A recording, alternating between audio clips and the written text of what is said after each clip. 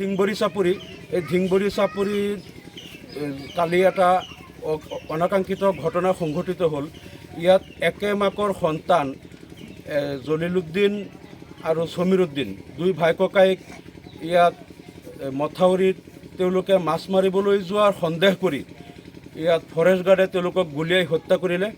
একদম ওচৰৰ পৰা সম্পূৰ্ণ শীতল মস্তিষ্কৰে দুজন ভাই ককাইক গুলীয়াই হত্যা কৰিছে মথাউৰিত। তেওঁলোক মথাউৰিত গৈছিল আৰু ফৰেষ্ট গাৰ্ডে ভাবিছিল তেওঁলোক মাছ মাৰিবলৈ যাব, সেইকাৰণে গুলীয়াই হত্যা কৰিলে। এতিয়া কথা হ'ল, যদি ফৰেষ্টৰ ৰৌমাৰী বিলত মাছ মাৰিবলৈ গ'লেও মাছ মাৰোঁ তাক এনেকৈ গুলীয়াই হত্যা কৰাটো ফৰেষ্ট আইনত নাই। সম্পূৰ্ণ এইটো অনৈতিকভাৱে দুজন ভাই ককাই শীতল মস্তিষ্কৰে গুলীয়াই হত্যা কৰিছে একমাত্ৰ মুছলমান হোৱাৰ কাৰণে। আমি এটা কথা লক্ষ্য কৰি আহিছোঁ, যেতিয়া অসমত কংগ্ৰেছ চৰকাৰ আছিল তেতিয়াও যধে মধে মুছলমানক গুলীয়াই হত্যা কৰিছিল। এই বেছিমাৰিত মৰাপাটৰ উচিত মূল্য বিচৰাৰ কাৰণে 4জন লোকক গুলীয়াই হত্যা কৰিছিল। বৰপেটাত NRCৰ মডেলিটিৰ যিটো ফৰ্মেট সংশোধন কৰাৰ দাবী কৰাৰ কাৰণে 4জনক গুলীয়াই হত্যা কৰিছিল। কংগ্ৰেছ চৰকাৰৰ দিনতেই গুৱাহাটীত শবে বৰাতৰ নামাজ পঢ়ি ৰাতি স্কুটাৰ লৈ ঘৰত আহি থকা যুৱকক গুলীয়াই হত্যা কৰিছিল।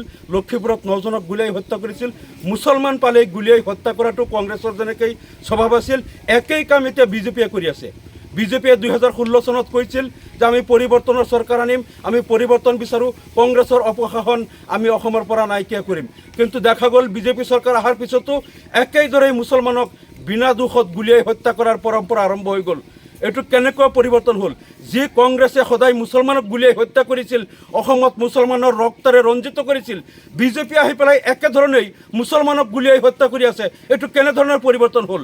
আমি মুখ্যমন্ত্ৰী হিমন্ত বিশ্ব শৰ্মাক আমি এইটো অনুৰোধ জনাইছোঁ যে আপুনি কংগ্ৰেছৰ নিচিনা মুছলমানক গুলীয়াই হত্যা কৰাৰ এই পৰম্পৰা বন্ধ কৰক। বহুত হৈ গ'ল অসমত। নিৰ্দোষ নিৰপৰাধ মুছলমানক কংগ্ৰেছে যেনেকৈ গুলীয়াই বাৰে বাৰে হত্যা কৰিছিল, আপোনালোকৰ বিজেপিয়েও একেদৰে গুলীয়াই হত্যা কৰি আছে। মুছলমান হত্যা কৰা বন্ধ কৰক। আৰু এই মোৰ লগত আছে ইয়াত যিজন জলিলুদ্দিন, তেওঁৰ ছোৱালী, দুজনী ছোৱালী আৰু এজন ল'ৰাজন তেওঁ শাৰীৰিকভাৱে বিকাৰগ্ৰস্ত, মানসিক বিকাৰগ্ৰস্ত, নাৰ্ভৰ বেমাৰত আক্ৰান্ত। তেওঁ ট্ৰিটমেণ্ট কৰিব পৰা নাই, দুখীয়া মানুহ, ঘৰ একেবাৰে অৱস্থা নাই, তেওঁ আই ঘৰটো সম্পূৰ্ণকৈ বনাব পৰা নাই। আৰু ইফালে সমীৰুদ্দিনৰ কণ দুটা শিশু, এওঁলোক আজি অনাথ, আজি এটিম হৈ গ'ল। তেওঁলোকৰ পিতৃক আৰক্ষীয়ে ঠাণ্ডা মস্তিষ্কৰে, শীতল মস্তিষ্কৰে গুলীয়াই হত্যা কৰিলে। গতিকে এই অনাথ শিশুসকলৰ কি অপৰাধ আছিল?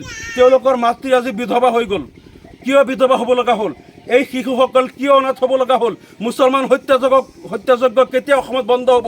যেনেকৈ কংগ্ৰেছে বাৰে বাৰে গুলীয়াইছিল মুছলমানক, বিজেপিয়েও একেদৰেই মুছলমানক গুলীয়াইছে। কংগ্ৰেছৰ আৰ্হিত মুছলমানক হত্যা কৰা মুখ্যমন্ত্ৰী হিমন্ত বিশ্ব শৰ্মাই বন্ধ কৰক। আৰু আমি দাবী কৰিছোঁ এই অনাথ শিশুসকলৰ কাৰণে 2টা পৰিয়ালক 10 লাখ টকাকৈ ক্ষতিপূৰণ অসম চৰকাৰে, মুখ্যমন্ত্ৰী হিমন্ত বিশ্ব শৰ্মাই দিব লাগিব।